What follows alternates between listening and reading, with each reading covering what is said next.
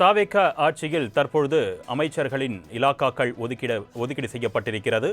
இதுகுறித்து தொலைபேசி வாயிலாக தன்னுடைய கருத்துக்களை பதிவு செய்ய நம்மிடையே இணைகிறார் அதிமுக முன்னாள் சபாநாயகர் தனபால் அவர்கள். வணக்கம் சார். தற்பொழுது தாவேக ஆட்சியில் இடம்பெற்றிருக்கக்கூடிய அமைச்சர்களுடைய துறைக்கு இலாக்காக்கள் ஒதுக்கீடு செய்யப்பட்டிருக்கு. உங்களுடைய மகன் லோகேஷ் தமிழ்ச்செல்வனுக்கு பத்திரப்பதிவுத்துறை ஒதுக்கீடு செய்யப்பட்டிருக்கு. நீங்க எப்படி பார்க்குறீங்க? நான் எனக்கு அம்மா உணவு மற்றும் கூட்டுறவுத்துறை ஒரு தாழ்த்தப்பட்டவனுக்கு கொடுத்து அழகு பார்த்தாங்க. அதே மாதிரி மாண்பு முதலமைச்சர்கள் தாழ்த்தப்பட்ட சமுதாயத்திலிருந்து வந்திருக்கு. என்னுடைய மகனுக்கு வணிக வரி ஒரு கடுமையா ஒரு வணிக வரி இதெல்லாம் பத்திரப்பதிவு இதெல்லாம் ஒரு நல்ல துறையை இன்னைக்கு கொடுத்து பட்டியலிட்ட மேல் தூக்கி எப்பொழுதும் இல்லாத அளவுக்கு 7 அமைச்சர்களை கொடுத்திருக்கார் தாழ்த்தப்பட்ட சமுதாயத்திற்கு. அதுக்காக முதலமைச்சருக்கு என்னுடைய பாராட்டுதல். திரு தனபால், ஒரு பக்கம் உங்க மகனுக்கு இலாக்காக்கள் ஒதுக்கீடு செய்யப்பட்ட நிலையில நீங்க பெருமகிழ்ச்சி அடைகிறீங்க. அது ஒரு பக்கம் இருந்தாலும் அதிமுகவில் இருந்து நீங்க விலகிறதுக்கு என்ன காரணம்? அதிருப்தி நம்ம எடுத்துக்கலாமா? இல்லைங்க, அவங்க சரியா எனக்கு மரியாதை கொடுக்கல. அப்பா தலைவர்கிட்ட இருந்த மரியாதை கொடுக்கல. எனக்கு உடல்நிலை சரியில்லை. அதனால அவங்களுடைய தேவையில்லை. அவங்க நான் வீட்டோட எனக்கு ரெஸ்ட் எடுத்துட்டு இருக்கேன். உடல்நிலை சரியில்லைன்னு ஒரு காரணம் நீங்க சொல்றது எங்களால் புரிஞ்சுக்க முடியுது.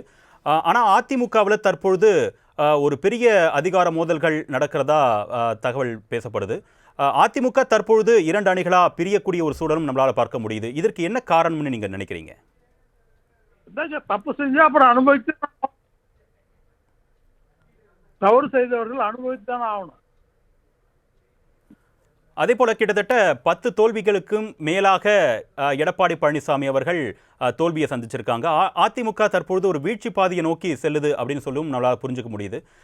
இதற்கு அதிமுக பொதுச் செயலாளர் எடப்பாடி பழனிசாமி திறம்பட செயலாற்றவில்லை அப்படின்னு நம்ம புரிஞ்சுக்கலாமா?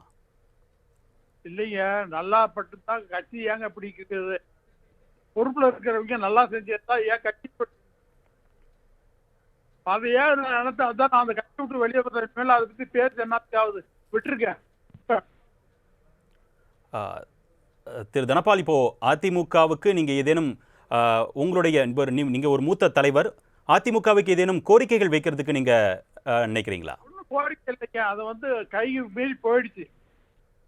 மக்கள்கிட்ட இருந்து செல்வாக்கு எழுதிக்கிட்டு இருக்காங்க, அவ்வளவுதான்.